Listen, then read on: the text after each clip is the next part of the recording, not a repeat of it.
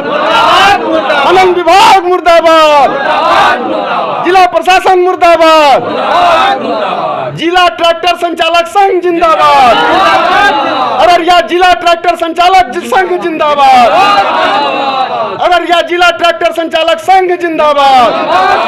नमस्कार, मैं जगदीश झा गुड्डू। इस वक्त हमारी उपस्थिति है फॉरबिसगंज अनुमंडल के हैं, प्रखंड के हैं के मंगला चौक के पास, जहां आक्रोशित ट्रैक्टर संचालकों ने आज एक बैठक का आयोजन किया है। हम ये जानने का प्रयास करेंगे कि क्यों आक्रोशित हैं, क्यों ट्रैक्टर संचालकों को बैठक की जरूरत पड़ गई है। हमारे साथ इस बैठक की अध्यक्षता कर रहे गौरव कुमार उर्फ मिट्ठू चौधरी जी हैं। क्या कारण है, क्यों इतने ट्रैक्टर मालिक यहाँ उपस्थित हुए हैं?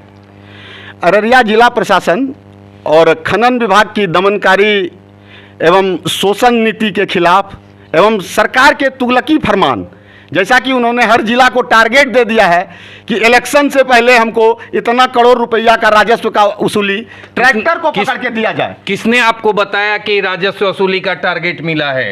ये जानकारी हमको जिला खनन पदाधिकारी ने अपने चेंबर में, हमारे साथ जो हमारे मीडिया कर्मी और मेरे साथ में मेरे दोस्त गए हुए थे, उनके सामने स्पष्ट रूप से बताया है कि खनन पदाधिकारी का ऐसा निर्देश है कि हर हाल में इलेक्शन से पहले 4 करोड़ रुपया, यानी कि 400 ट्रैक्टर पकड़ के हम लोगों को 4 करोड़ रुपया का राजस्व खनन विभाग से देना है।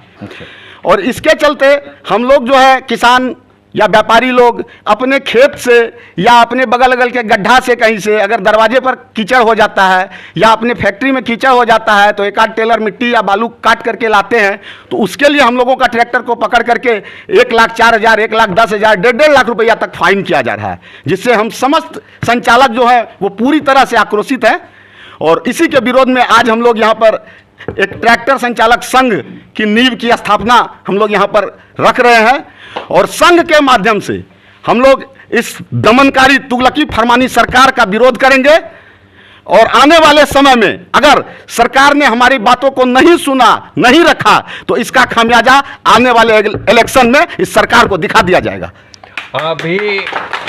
अभी जो है आपके ट्रैक्टर को भी पकड़ा गया है क्या? जी हाँ, मेरे ट्रैक्टर को भी इधर 3-4 दिन पहले बस यही मेरे प्लांट से 1 किलोमीटर की दूरी पर मेरा अपना खेत था, जहाँ से कि मेरे प्लांट में आप अभी भी देख सकते हैं कि यहाँ पे अभी भी मेरा कीचड़ लगा हुआ है। यहाँ पे हमेशा मेरा ट्रैक्टर और टेलर आते रहता है, तो उसमें हम अपने मिट्टी को अपने प्लांट में लाने के लिए कि कीचड़ जो हो गया था तो उसमें थोड़ा सा बालू वाला मिट्टी हम ला रहे थे कि कीचड़ नहीं हो, मेरा ट्रैक्टर वगैरह मेरे प्लांट में घुस सके, उसके लिए हम ले आ रहे थे। और अभी 4 दिन पहले मेरे ट्रैक्टर को पकड़ के और बोल रहे हैं कि 1,04,000 रुपया का फाइन किया गया है। और सरकार का ऐसा निर्देश है कि नहीं, आपको हर हाल में जो है 400 ट्रैक्टर इलेक्शन से पहले पकड़ के देना है। तो भैया मैं एक बात आपके माध्यम से, आपके चैनल के माध्यम से सरकार को पूछना चाहता हूँ कि संविधान की 395 धारा नहीं, आज जो संशोधित होकर के 470 अनुच्छेद है, उसमें किस धारा के तहत ऐसा लिखा गया है कि सरकार के राजस्व में, सरकारी कोष में अगर पैसे की कमी हो जाए तो किसान का ट्रैक्टर को पकड़ के राजस्व को पूरा किया जाए? यह किस सरकार में और किस विभाग में ऐसा निर्देश है? जरा सा आप लोग इस मांग को और इस सवाल को सरकार तक पहुंचाने का कृपा करें। आपने जनप्रतिनिधि से मुलाकात की अपने मामले को लेकर? मैंने इस मामले को लेकर अपने जिले के सबसे जो बड़े पद होते हैं राजनीति के, MP साहब प्रदीप सिंह जी के पास गया। प्रदीप सिंह जी ने उन खनन पदाधिकारी को फ़ोन किया तो खनन पदाधिकारी ने बोला कि नहीं नहीं MP साहब, आप जो है अभी आवेदन को कहीं मत बढ़ाइए, आप उनको भेज दीजिए, मैं उनके ट्रैक्टर को छोड़ दूंगा। फिर जब मैं वहाँ पर गया तो वो बोले कि ठीक है, मैं 2 घंटे बाद DM साहब के पास से आता हूँ। 2 घंटे के बाद जब वो DM साहब के पास से आए तो बोलते हैं नहीं, इसमें चालान कट गया है, अब कुछ नहीं हो सकता है। हम फिर MP साहब के पास गए, MP साहब फिर दोबारा फ़ोन लगाए खनन पदाधिकारी को, तो खनन पदाधिकारी बोलते हैं नहीं सर, इसमें जो है DM साहब बोलते हैं कि चालान कट गया है, कुछ नहीं हो सकता है। MP साहब भी पूरी तरह आक्रोशित हो गए, लेकिन बाद में वो बोले कि इसमें अब हम कुछ नहीं कर सकते हैं। तो जब बिहार मतलब जिला में, जिला का जो सबसे बड़ा राजनीतिक पद है MP, उनकी बातों को नहीं सुना जा रहा है, तो आम जनता की बात को यह प्रशासन, भ्रष्ट प्रशासन क्या सुनेगा? यहाँ तो MP के बात को 2-2 बार फोन करने पर, पर्सनली तौर पर बताने पर कि वो अपने खेत से अपने प्लांट के लिए मिट्टी काट के ला रहा था, आप उसके ट्रैक्टर को छोड़ दीजिए, और उसकी बातों को जब नहीं सुना जा रहा है तो इससे ये प्रतीत होता है कि अररिया जिला में अफसरशाही का राज है। अफसर यहाँ एमपी को गुनाने के लिए तैयार नहीं है, एमपी की बातों को नहीं समझ रहे हैं, तो ये आम ट्रैक्टर संचालक या आम लोगों की बातों को क्या समझेंगे, क्या उसकी बात को मायने देंगे, ये आप लोग स्पष्ट तरीके से अपने हिसाब से समझ सकते हैं। आगे आप लोगों की क्या रणनीति है? अभी तो यहाँ आपके सिर पे एक प्रखंड के ट्रैक्टर संचालक हैं, आपने बैनर लगाया हुआ है अररिया जिला ट्रैक्टर संचालक, आगे क्या रणनीति है? देखिए, अभी हम लोग आगाज किए हैं और आने वाला जो है समय, ये संघ पूरे जिला लेवल पर बहुत बड़े पैमाने पर उभरेगी, क्योंकि सरकार की जो भ्रष्ट नीति है, सरकार की जो तुगलकी फरमान है, उससे जिले के लगभग सभी ट्रैक्टर संचालक त्रस्त हैं। और जिले नहीं, मैं तो कहूँगा कि पूरे बिहार के ट्रैक्टर संचालक जो हैं वो त्रस्त हैं। बस सबसे ज़रूरत यह है कि किसी एक को आगे बढ़ना था, तो वो शायद संजोग अररिया जिला, और अररिया जिला में हमको लगता है कि फारबिसगंज प्रखंड के ट्रैक्टर संचालक को ये मौका ऊपर वाले ने दिया है।